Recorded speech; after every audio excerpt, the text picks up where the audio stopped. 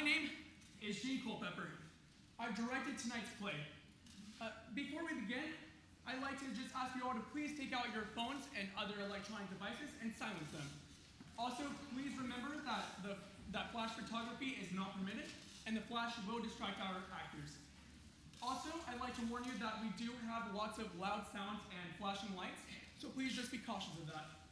Also, before we begin, I'd like to just ask you all that during the blackouts to please applaud as loud as you can. And remember to laugh anytime you want. Our actors will pause for your laughter. But the laughter and applaud really gets our actors going, and their energy level goes so much higher. So with that said, I'd like to thank a very special person. His name is Mr. Billy St. John. He wrote Murders in the Air. As you probably noticed on your program, Heir is spelled H-E-I-R. Murders in the air. Get it? Air?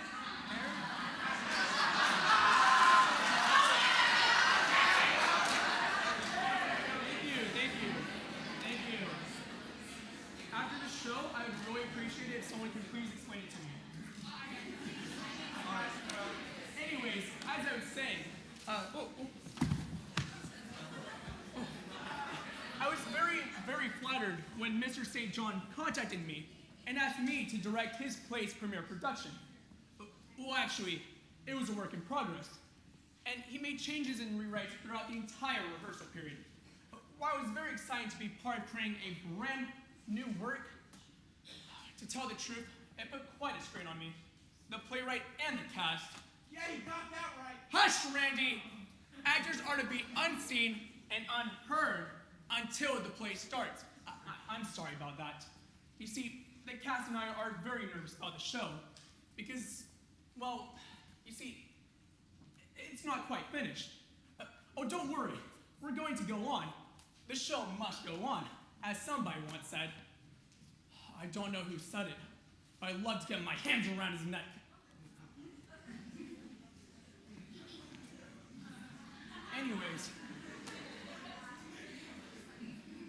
Anyways, as I was saying, I was the play's not quite finished. Because, you see, it's a murder mystery, and most of the characters have great motives to kill. Well, you'll see who. The reason Mr. St. John isn't here at the moment is because he's currently going under heavy sedation in a nice, quiet room with soft walls and lots of padding.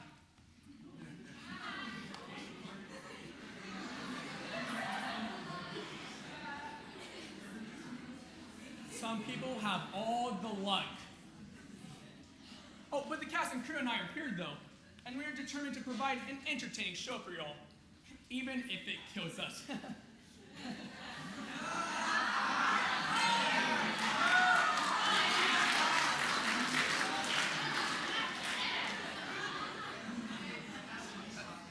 That was just a figure of speech, of course. Anyways, this brings me to the main point of my being up here, to announce that you're all going to have to help us. As you walked in, you probably noticed you were handed a loose slip of paper, a ballad of sorts. During the first act, you'll discover which character has a great motive to murder someone who will indeed be dead by the time the act ends. During the intermission, we'll need you to check your ballots for which character you think is most likely to be the killer. Give them to one of the ushers before you take a break. We'll tally them all up quickly, and for the second act, the cast will perform the scene that Mr. St. John wrote. That is the majority of the murder that the majority of you choose as. Anyways, that's what we hope will happen. You see, it got very confusing during rehearsals.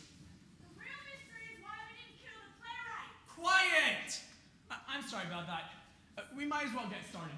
I see myself a seat right here in the front row, where I can follow the script and help out if things get a little shaky. Which they won't, but just in case. Are you ready, cast? As ready as we're gonna be. All right, then, let's do it. Places and lights.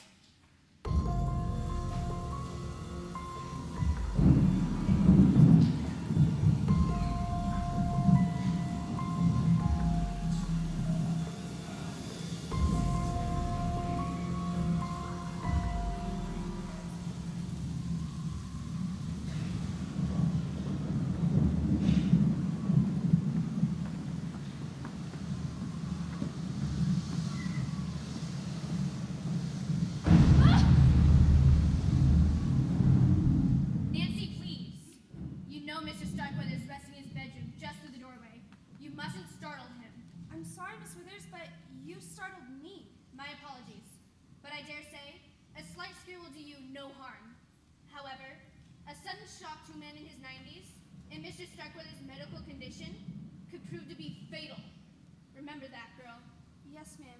I suppose this terrible storm just has me a bit edgy.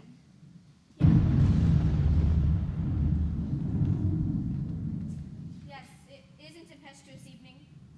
I suppose all of the guests have been shown to their rooms. Yes. Well, all but Mr. Starkweather's grandson, Mr. Simon III. It's a long drive from the college, and the storm, you know? I do hope we can start without him. It's already past Mr. Starkweather's bedtime, and he must have his rest.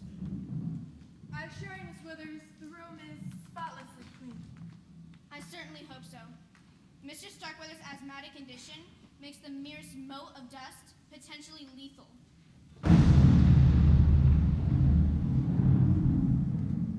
I've served as Mr. Starkweather's housekeeper for many years before you came here, Miss Withers. I don't need you to tell me how to do my job. You brought the coffee? It's right here on the table, Miss Trent. Then go back to the kitchen and help Minerva with the rest of the refreshments. Yes, ma'am.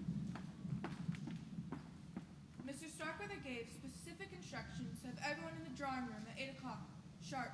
All of Bensonhurst's special guests from their rooms. Mr. Starkweather will be ready. I'm coming, Mr. Starkweather.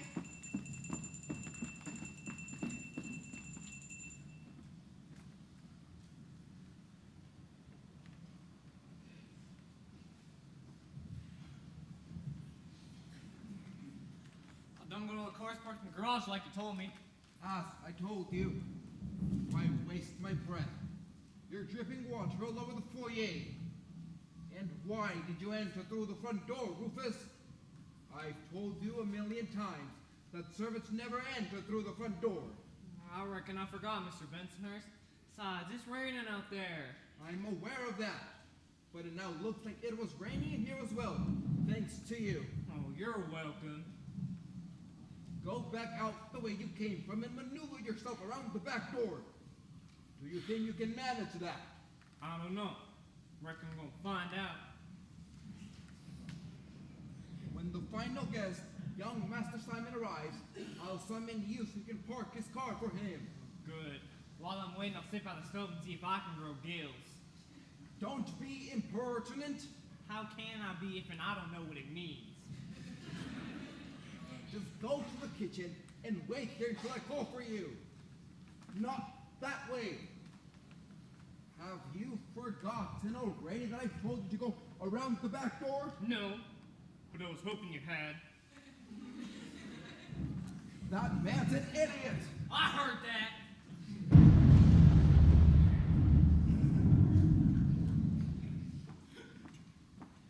Where do you want me to put this one, Minerva? On the table. Careful. Yes, ma'am.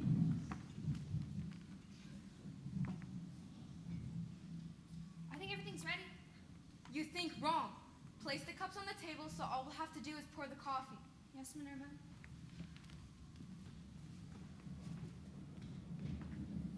Mr. Van Zandt informed me that Mr. Starkweather wishes the staff to be present as well. He wants the servants here? Precisely. Even Rufus. Had I been informed of that fact sooner, I would have ordered him to take a bath. He has been out there in the rain, parking cars, so perhaps that will help. If you ask me, Noah's flood wouldn't help. Be that as it may, I shall summon him and Mrs. Trent.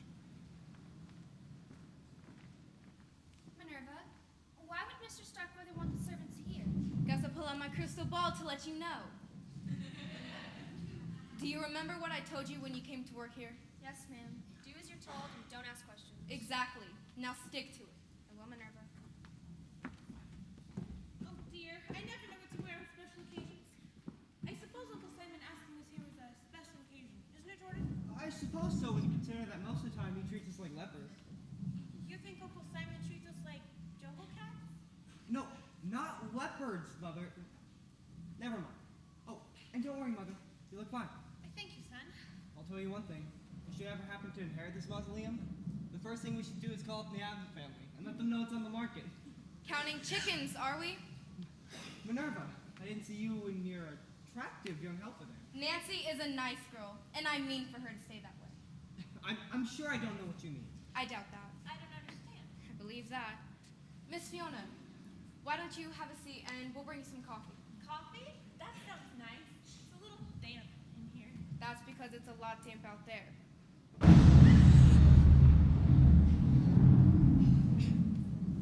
How do you take your coffee?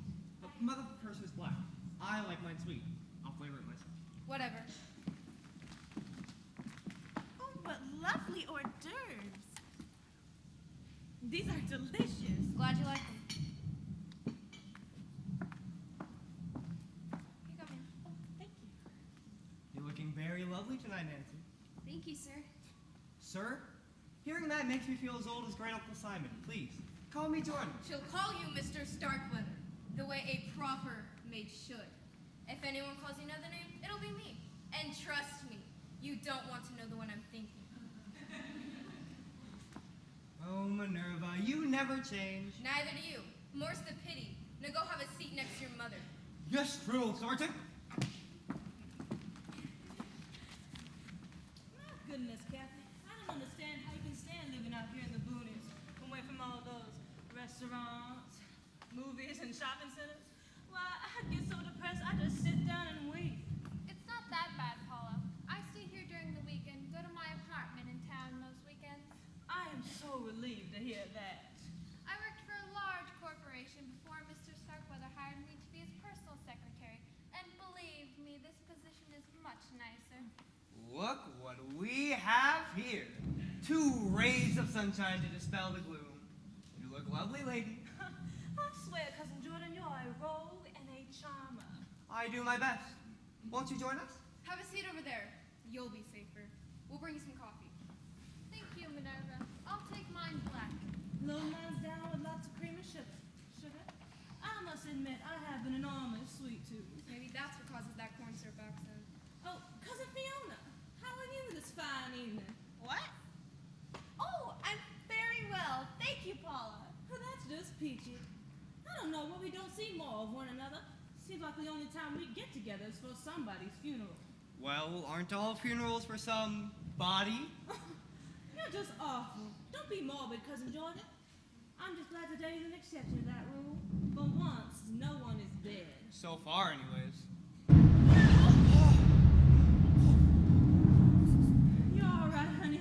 You didn't spill any. What did you mean by that remark, Jordan?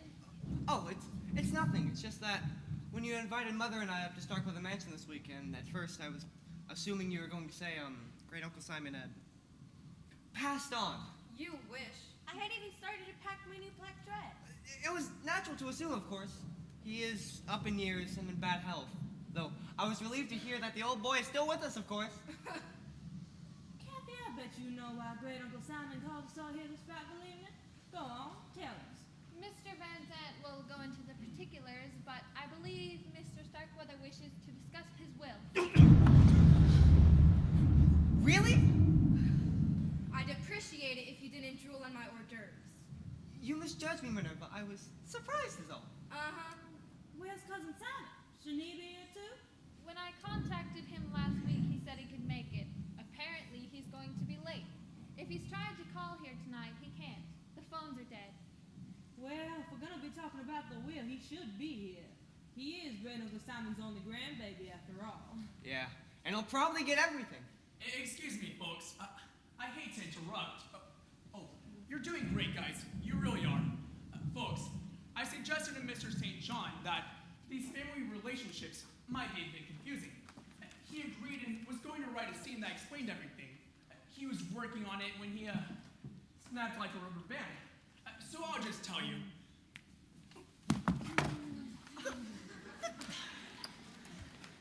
So sorry about that. I believe the family trees might be in your programs. Anyways, here's the way it works. Old Simon Starkweather, the billionaire tyrannical, whom you'll meet shortly, married late in life and produced one son, Simon Jr. Simon Jr. in turn married and produced one heir, Simon III, the college student who's late for the gathering. The original Mrs. Starkweather, Simon II, and his wife are now deceased. Old Simon's eldest brother, John, married and produced Bella, who married Lucian Thompson, an Atlanta businessman. And they had a daughter, Paula, here. John, his wife, and Bella and Lucian are now deceased.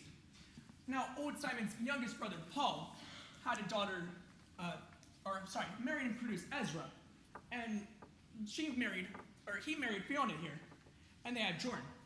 This is Jordan, but you already knew that. Anyways, Paul, his wife, and Ezra are now deceased.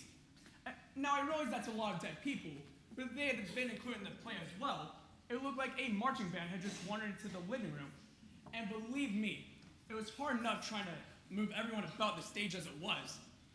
Anyways, at any rate, old Simon is Fiona's uncle by marriage, and that makes Jordan, Paula, and Simon III all cousins. Second or third cousins, I believe. Don't quote me on that. I'm still trying to figure out how it all works. But I really hope that clears things up a little better for you. Anyway, sorry for the interruption. Go ahead and continue. We don't know where we are. I don't even know who I am anymore. Sorry. Sorry. Here we are. Let's continue with Kyla and Desmond's entrance. Dylan, give them their entrance cue. What is it? He'll probably get everything. Who will? Your cousin, Simon. I just went over all this. Oh, yeah, got it. Yeah, and he'll probably get everything, too. I'm very pleased with your investigation. I'll be sure to recommend you to my other clients. I'm just doing my job, Mr. Van Zandt. Good evening, everyone. Now, I know we haven't met yet, but I've got a pretty good idea as to who you all are. Mrs. Starkweather and her son, Jordan, right? That's right, Miss... Davis. You can call me Michelle. From what Mr. Van Zandt just said, I assume you must be some sort of investigator. Private detective. Ah, I see. Now, who is this nice young man, dear? She is a detective, Mother. A detective? How exciting! Do you know Sherlock Holmes? No, ma'am. He is way, way out of my league. But I do know who you two ladies must be, though. Well, if you're a private investigator, I'd be surprised if you did. That accent settles it. You're Paula Thompson. You're 100% correct, my dear. I can't deny I'm from the deep south. Came from any deeper south to live in Central America. And that leaves you to be Kathy Collins. It's nice to finally meet you in person. Me too, Michelle. Michelle and I have corresponded for some time by mail and fax on Mr. Starkweather's behalf. Is the seat taken? No. I'll park it here then. And I expect you to remain unobtrusive. I sure will. As soon as I find the dictionary and look up what that means. Just go by the fire and keep quiet. I'm glad to. My backside's still kind of soggy. Keep an eye. Do my best. If all is in readiness, Mr. Vincent, I shall inform Mr. Starkweather. Yes, thank you, Bensonhurst. There's coffee if anybody else would like some. I can use some, Minerva. How do you take it? In a cup.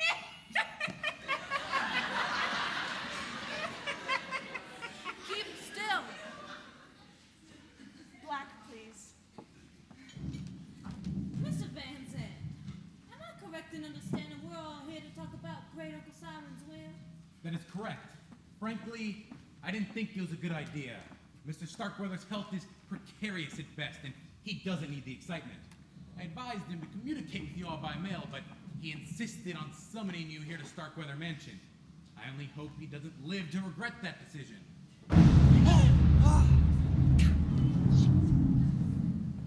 Miss Withers is bringing Mr. Starkweather in to join us. Can I move now?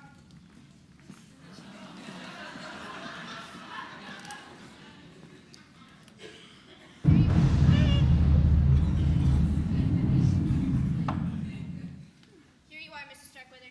Go. I'll be right over here if you need me. To think I was once surrounded by presidents and kings. Could my world have shrunk to this? A handful of relatives and a meager staff of hired help. Simon! Where's my grandson? We presume he's on his way. I can't wait for him. Not enough time anymore. Good evening, Great Uncle Simon. You're looking well. Are you blind, boy?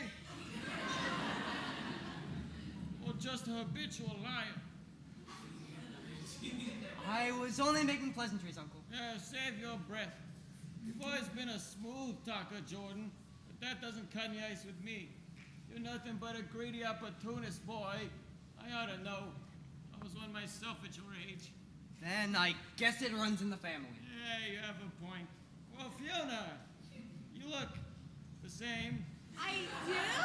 Why, thank you, Uncle Simon. It wasn't necessarily meant as a compliment. I swear, you are a awful person, great Uncle Simon. Well, at my age, and with my money, I can afford to say exactly as I think. And I do. So how's my little Georgia Peach? Little old me. Well, I'm just peachy, Uncle. I may barf. Would you care for some coffee, Mr. Starkweather? He mustn't have any. The caffeine will keep him awake, and it could affect his blood pressure. Apparently, I won't be having any, Minerva. You heard my keeper. Yes, sir. Now, everybody aspires to live to a ripe old age. And for what?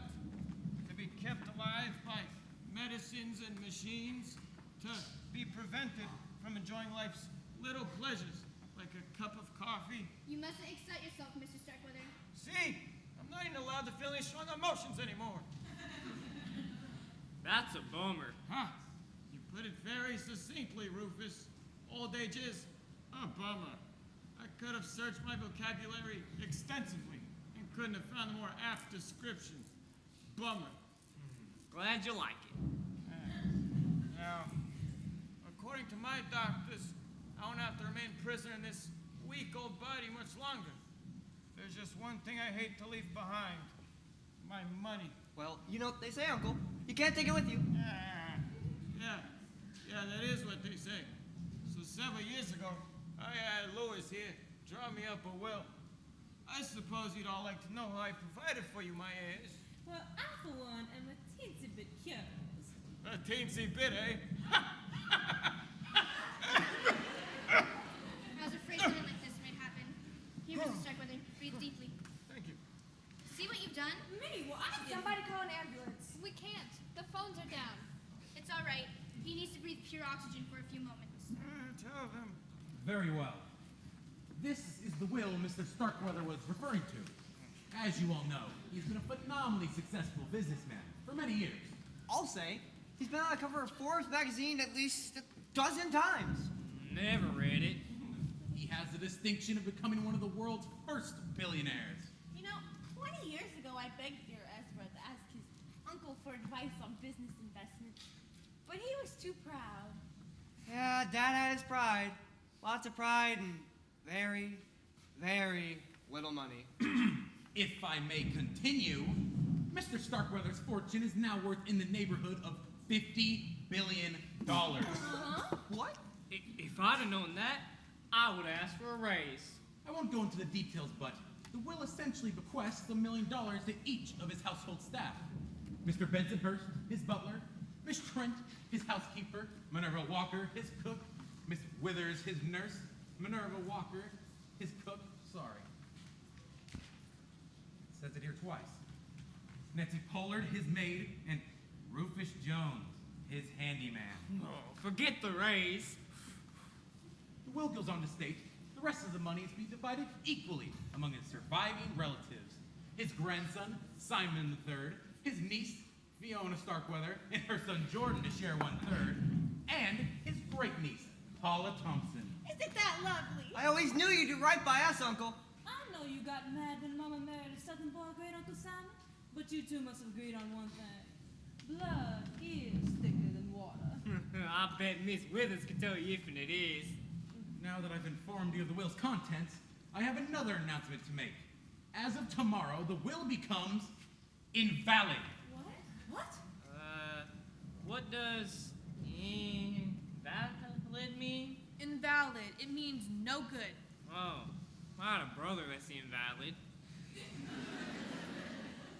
Mr. Van Zant means we're not gonna get the money, you fool! Oh, guess I won't be buying that big screen TV I was thinking about after all. Sit. Hey, you too, Louis. Why did you decide to disinherit us, Uncle? Found a better use for my money, that's why. Oh, but don't worry. Each of you in the old will be receiving $50,000 each. 50,000? Out of 50 billion? Now, Louis here advised me it'd be a good idea to leave you a little something, so you'd be less likely to contest my new will. New will? Yeah. That's why I asked Kathy here to stay over at Starkweather Mansion this weekend. Type it up nice and legal for my signature. And Miss Davis here has a disinterested party for witness signing. Lewis will have it at the courthouse come Monday. But Miss Davis said she's a detective. What did you hire her to do? Go ahead, Tom. Mr. Starkweather hired me to conduct an investigation on the quiet. For the last 6 months, I've traveled to a dozen or more foreign countries, checking out some of the world's most brilliant scientists. Some well-known, others who prefer to keep their experiments hush-hush. I've succeeded in finding one in Belgium. Let's call him Dr. X, who agreed to do the procedure that Mr. Starkweather wants, which is to clone himself. That's insane! It's immoral. I understand. Good. Glad I'm not the only one. Those blood and skin samples you had me prepare? The ones you said would be examined by specialists. They were examined by specialists. Specialists in DNA. I thought you were trying to find a cure. I was. Not for my various ailments, but a cure for dying. And I did find that. Cloning. Precisely. Through modern science, I shall live forever!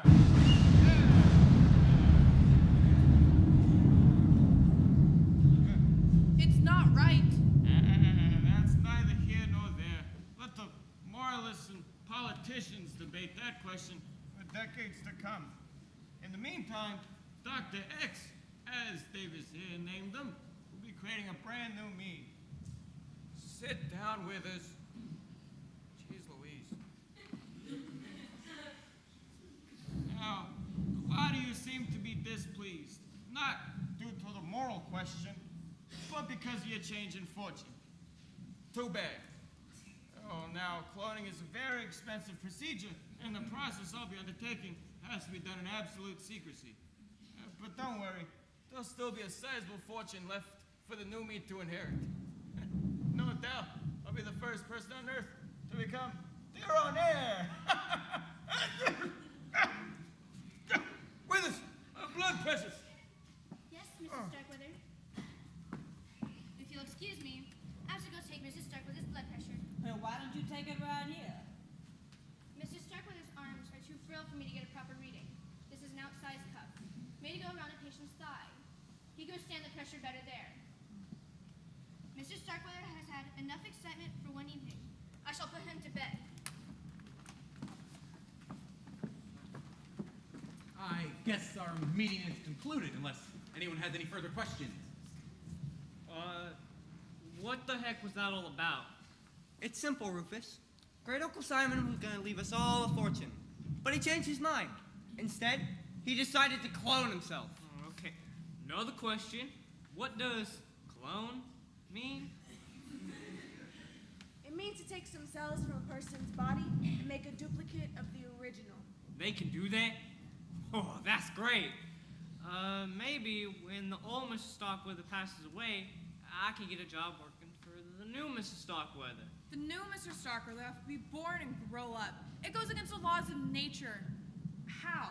It has all been arranged. Once Dr. X has created the new life, the cells will be implanted into a host mother who will carry the child to term. A host mother?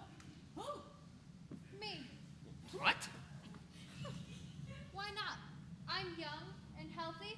I'll make a good mother for little Simon. How could you ever consider being a part of this travesty? I'll be well compensated. Besides, have you ever known anyone else give birth to a baby billionaire? Wait. Uncle Simon has given all this money to a baby? In a manner of speaking, yes. The will places the money into a trust fund, which I'll administer. Or release the money to pay Dr. X and his staff to perform the cloning procedure. And after that, ample funds will be available for Kathy's needs and the child's upbringing and education. Once the child is grown and trained in high finance, the fortune will be turned over to him. The kid will look, think, and act like Simon Starkweather. He could conceivably parlay those billions into trillions by the time he's an old man. But for what purpose? To leave it to another clone, then another, and another? When will it end? When there's a Simon Starkweather rich and powerful We didn't discuss it, but you might as well be right. How could you condone such madness? I can see why he would. Mr. Van Zant and the Collins girl live like billionaires themselves off Mr. Starkweather's money. Money that should have gone to us and his family. But I guess you'll get rich too, since you're a part of his scheme. Not me. I did what I was paid to do. My part's over. I'll take my very generous check and leave. Frankly, I don't care if the boss's science fiction experiment works or not. You should be ashamed. You should all be ashamed. I believe you've made your feelings quite clear, ladies. If you and the other servants will join me, I wish to speak to all of you in the kitchen. We'll clear after you finish. I trust to ring the bell if you need anything else. You know, it might be kind of nice. Hearing little pitter-patter feet around the house. Shut up, Rufus. Kathy and I will retire to my room. You might as well begin typing up that new will tonight. I'll guide you how to put into proper legal terms. Sure, Louis. The sooner it's finished and signed, the better. But, hey, wait a minute. How come nobody asked me if I wanted to carry the baby? I can do it just as well as she can. You're Starkweather's blood kin, Paula. It wouldn't be proper. I guess that will be kind of tacky. Proper. Proper. You're about to conduct a science experiment that makes Frankenstein look like an amateur. And you want to talk about proper? Cool it, kid, before you burst a blood vessel. Mr. Starkweather has made up his mind, and I get the idea. Whatever the old man wants, he gets. Succinctly put, Miss Davis. Kathy? I'm gonna go upstairs and pack. Once I witness the signing, I'll have no more reason to stay. Good night.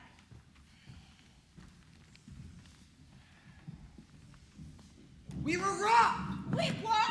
Yes, Mother, we were.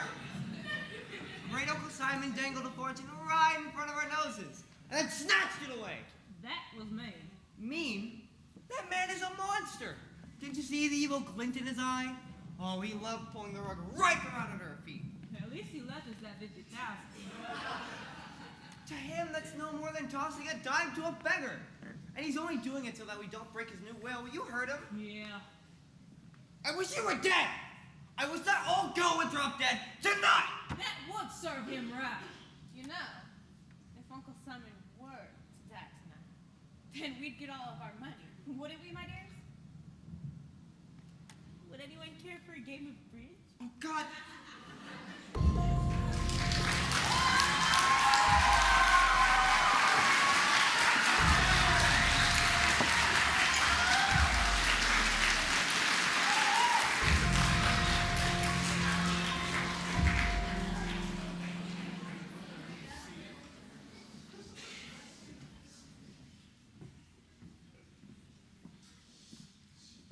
Penny for your thoughts? That's all I can afford to pay now. Mr. Starkweather. Please, it's Jordan. At least when Minerva, the dragon lady, isn't around. I thought everyone had gone to bed. I was gonna turn in, but I got the urge for a midnight snack. I can go fix you something. Never mind that. What are you doing up? Miss Trent sent me in here to make sure that the fire was close, that the embers wouldn't pop out onto the rug.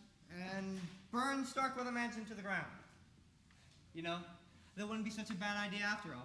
You shouldn't say that. You know Mr. Starkweather's an invalid. How could he... You read my mind. Jordan!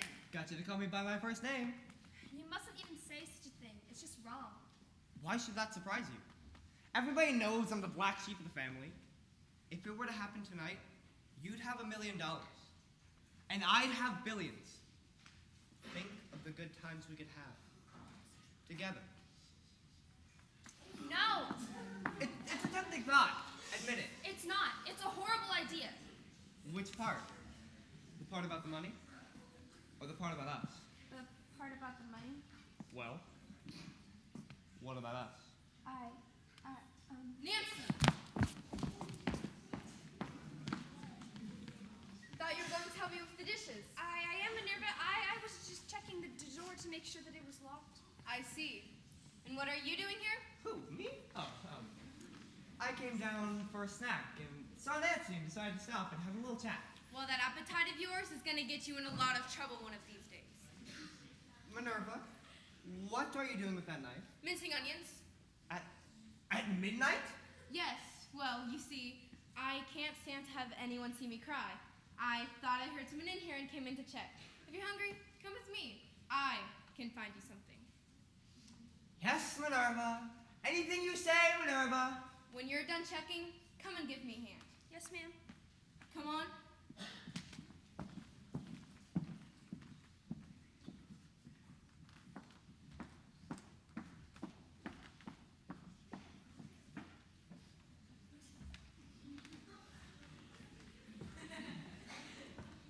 Rufus! Whoa. I thought I heard someone come in. It was just me. Dear Lord, man, what are you doing with that axe? It's like this, you see.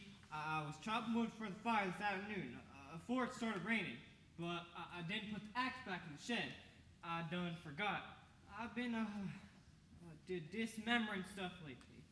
So when it come to me where I left it, I figured I better bring it inside and dry it off, so it don't rust. That's fine. But why bring it into the living room? Besides, how many times do I have to tell you to use the back door? As many times as you want. I ain't counting. I swear, Rufus, you'll be the death of me yet. Go to the kitchen and have Miss Trent give you a towel. I ain't wet. It I quit know right. that to dry the axe. Oh, right. The back door. If that man had a brain, he'd be dangerous. I heard that.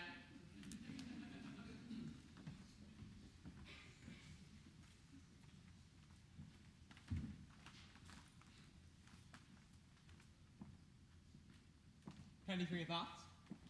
Oh, Jordan. I just came down for a breath of fresh air.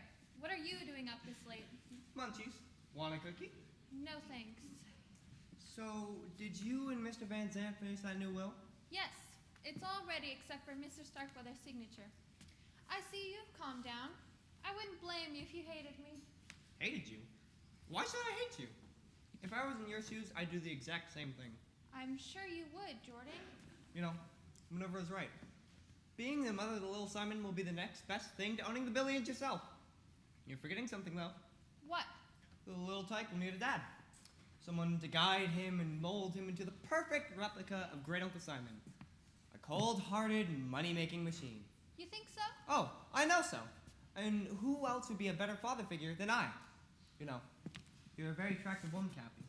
Maybe we can mix business with pleasure? Take your crummy hands off me. What? You're getting cookie crumbs on my blouse. And by the way, forget it. If I decide little Simon needs a father, after he's born, I'll pick a suitable husband then. I don't know who he'll be, but it won't be a sleazy, money-hungry slimeball like you, Jordan. I could kill you, you witch! I wouldn't try it if I were you. Not with a detective in the house.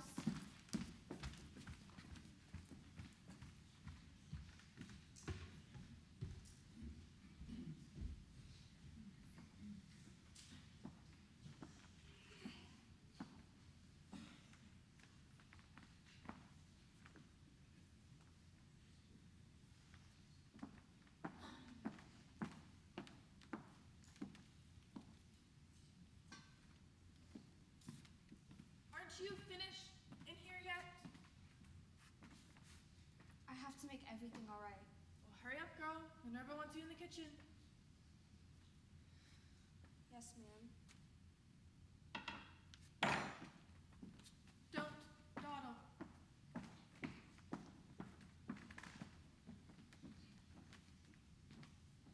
Someone left the door open.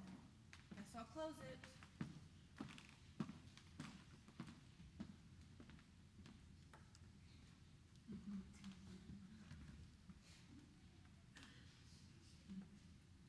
Miss Thompson?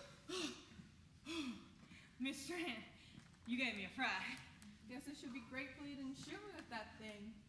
What on earth are you doing, roaming the house in the middle of the night with a gun in your hand?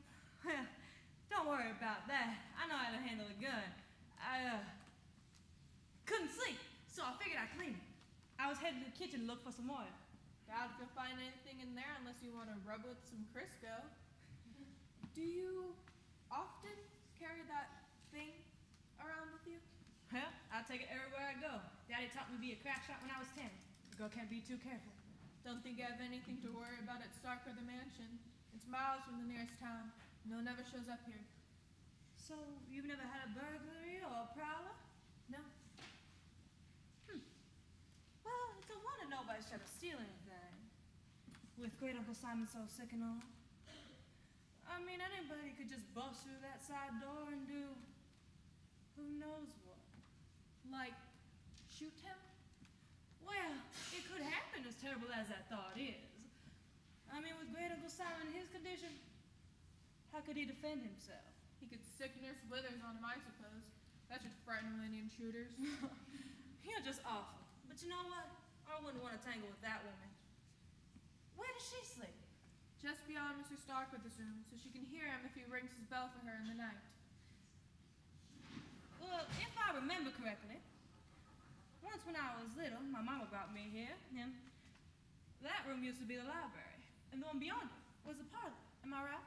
That's correct. When Mr. Starkweather became too ill to go up and down the stairs, we converted the library into a room for him, and Withers took the parlor. So, they're the only ones who sleep downstairs? Yes. Servants' quarters and the attic under the eaves. They have their own staircase leading from the kitchen. Why do you ask? Oh, no reason. Just curious is all. Excuse me, folks. That little section of dialogue was a bit confusing, and I suggested to Mr. St. John that he cut it. But he felt like he needed to get an idea of the layout of the house. He said, "What do you want me to do? Put a blueprint of Starkweather Mansion in the program?" Which I thought was kind of rude. He insisted I leave it in, so I did. But it's such a bad piece of writing. I just want to let you all know I did my absolute hardest to correct it. Anyways, sorry for the interruption. Go ahead and continue. I just want to let you know that if you interrupt me again, you're going to have to come up on stage and play Mrs. Trent yourself. Sorry. That was great. I wish I had your nerve. Where were we? So you're curious about the layout of the house, are you? Yeah, just curious. You know what they say, curiosity killed the cat. Yes, well, if you'll excuse me. Wouldn't it be ironic if someone did break in tonight, of all nights, and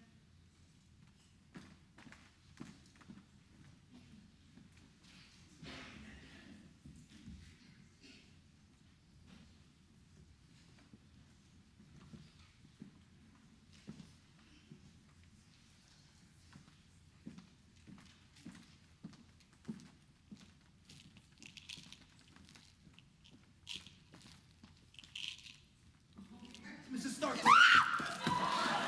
Vincent Hurst, you nearly frightened me to death. My apologies.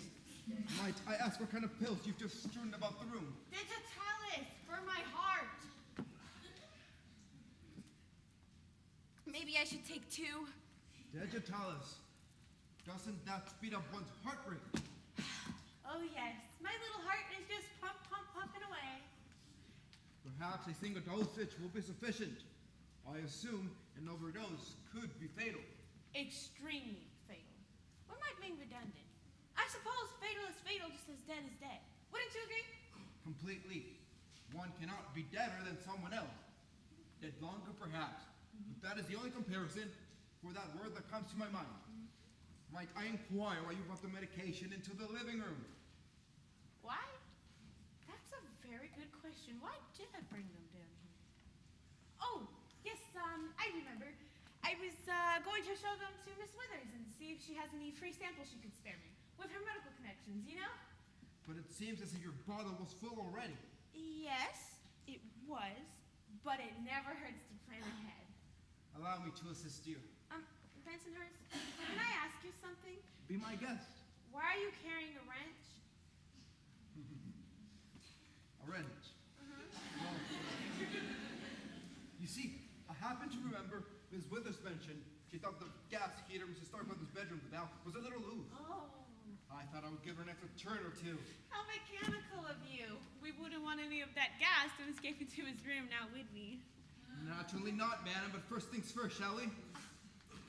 Oh, I feel like a pigeon pecking popcorn. You missed one there.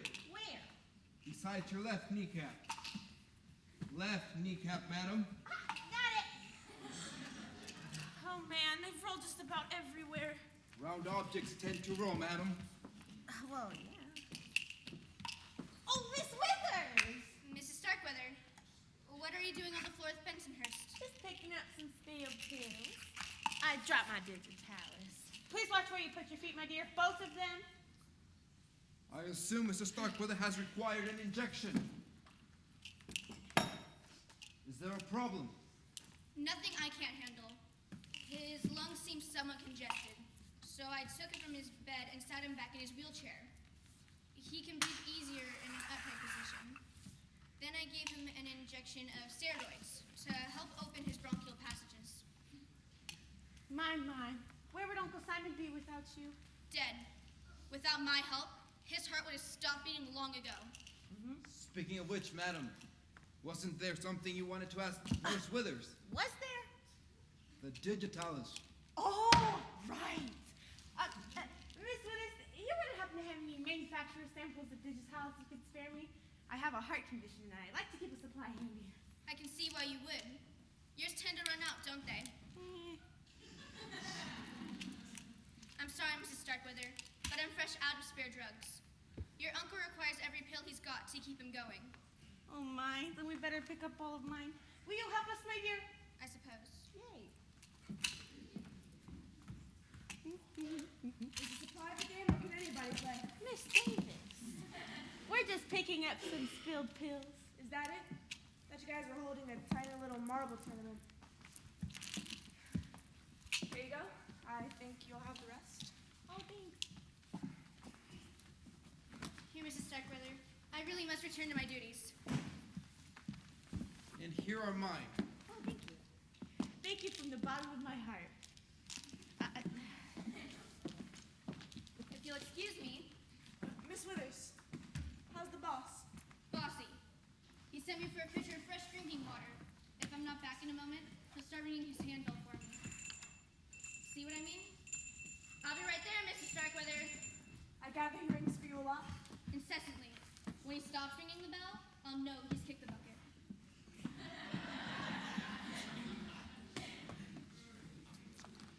What's with the wrench, Bensonhurst? Got some kind of problem I can help you with? Thank you, madam. But no, it seems as if the person in need of help is someone else.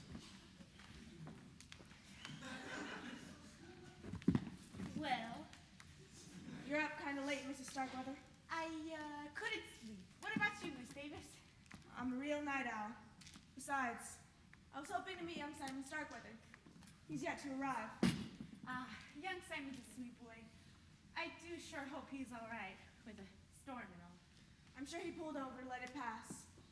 We could be in for another deluge. It was starting to cloud over again. Oh dear, I hope not. Well, I better get back to bed. Good night, Mrs. Starkweather. Good night.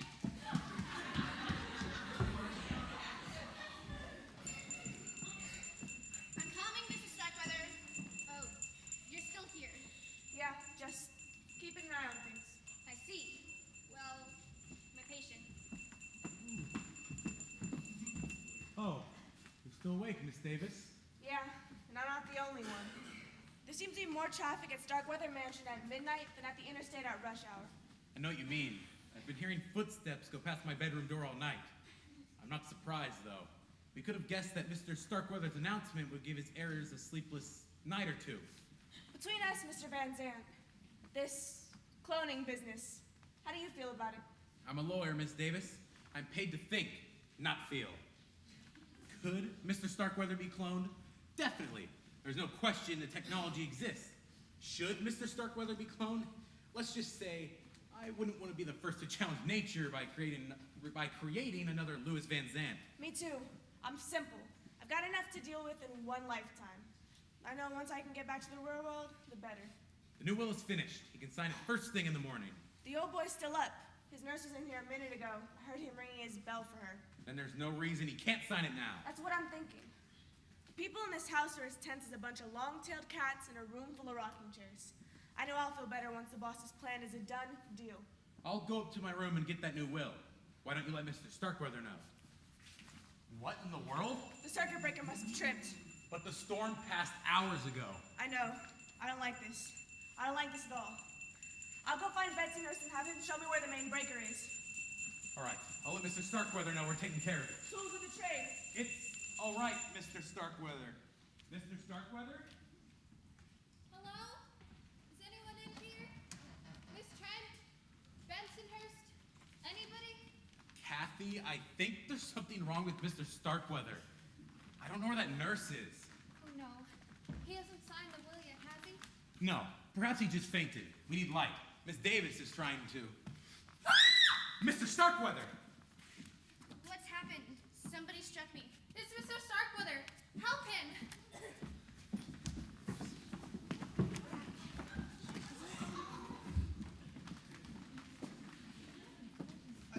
I heard a scream. He's dead. Someone put the blood pressure cuff around his neck and pumped it to the maximum. 300 millimeters of mercury. Mr. Starkweather's been strangled to death. Poor Mr. Starkweather. Who could have done such a thing? Give me a break. I'd say you and nearly everyone else in this house are on the top 10 list. Me? Hold it down. Let me check the body.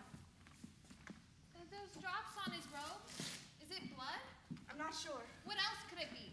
Leave it to me. I'm the detective, remember? What can you tell us, Miss Withers?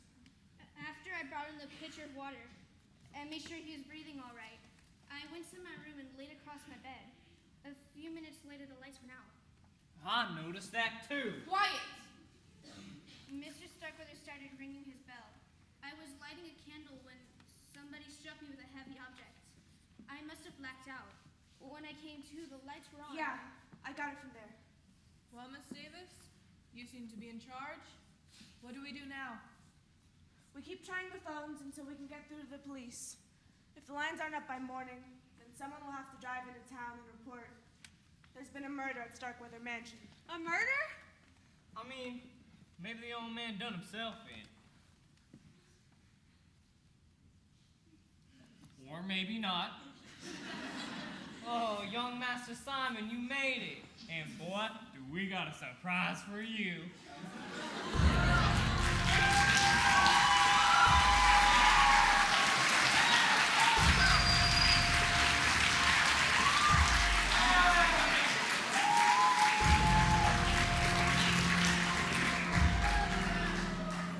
Wow, wasn't that the most diabolical murder you've ever saw? Yeah. Don't you just love it? The way Mr. St. John's mind works, it's no wonder he went bonkers. Now remember, first thing during the intermission, we need you to check your ballots for which character you think is most likely to have murdered Simon Starkweather. We'll have 2 ushers up here, as well as at the doors.